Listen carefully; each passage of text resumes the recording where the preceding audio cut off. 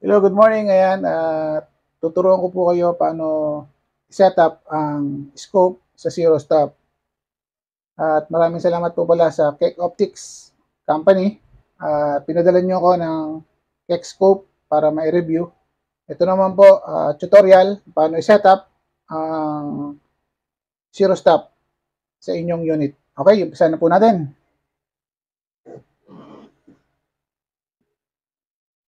Ayan.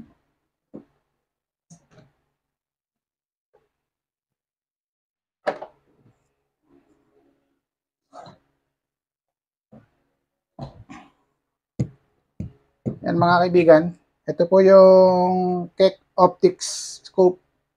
So kapag bibili po kayo kay SR Chua, pag dumating sa inyo, ayan po yung setup niyan.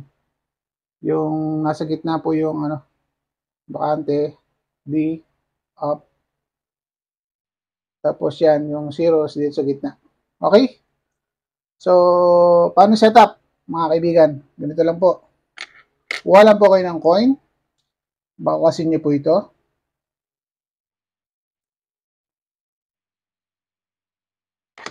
Marami po kasi nag-PM sa akin, tutorial daw paano i-setup. Yan. Huwag niyo po iwawala yung ganito, mga kaibigan.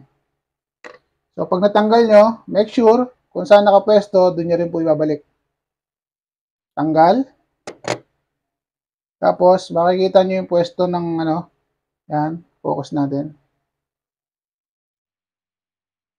Ayan. So, ang pwesto niyan, itong tanso, meron siyang ngipin.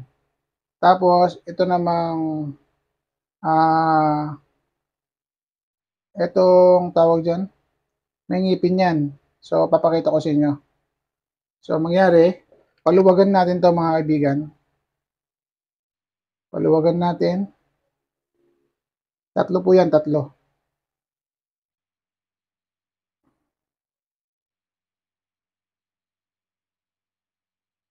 Ayan, makikita nyo po yan.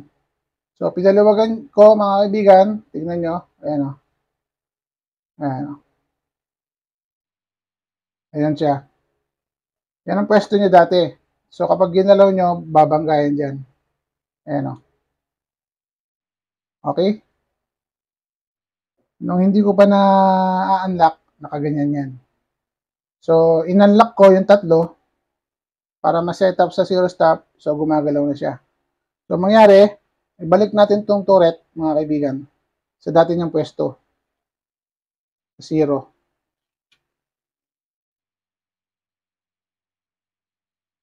Ayan o. Ayan, 0. Tapos, huwag nyo munang lagyan ng takip. So, halimbawa, nag-0 kayo ng 30 meters. 30, halimbawa, tumapat sa number 3.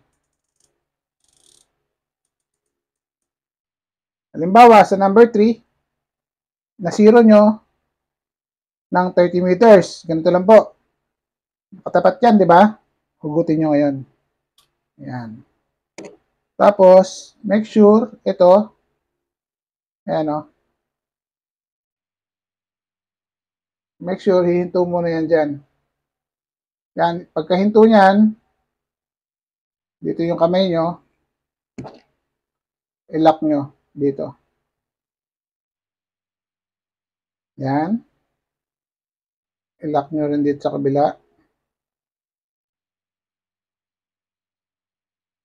Tapos, i-lock nyo rito.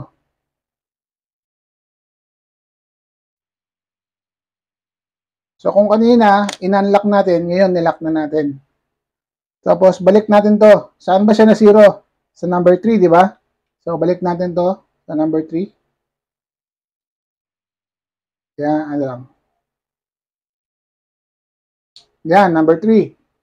So, balik na natin to.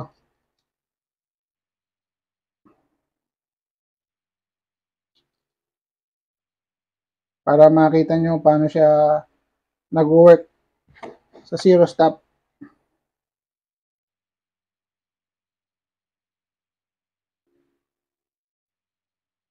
Yan. So, sa number 3, 30 meters. O, kung tatarget kayo limbawa ng 40, adjust, di ba?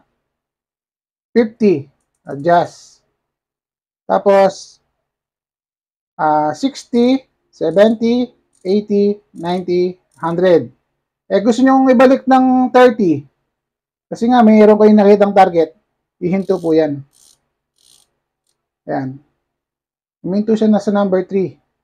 Kasi nilock ko siya sa loob. Kahit anong pihit mo, hindi mapipihit yan. Okay? Ganun lang po mga kaibigan. Di ba? Ayan o. Pero kung magta-target kayo ng 20, pababa, hindi nyo na mapipihit yan. Mag-compensate na lang po kayo. Basta kapag nilock nyo sa 30, ayan, may pataas po ang pwede nyo pong targetin. Pero pag pababa, hihinto na po yan sa 30. Hindi na siya po pwede ng 25, 20, 15, 20, yan. Yan po mga kaibigan, sana malinaw po ang aking tutorial sa maiksing video na to. At lagi niyo pong tatandaan, knowledge is power. Okay? Thank you.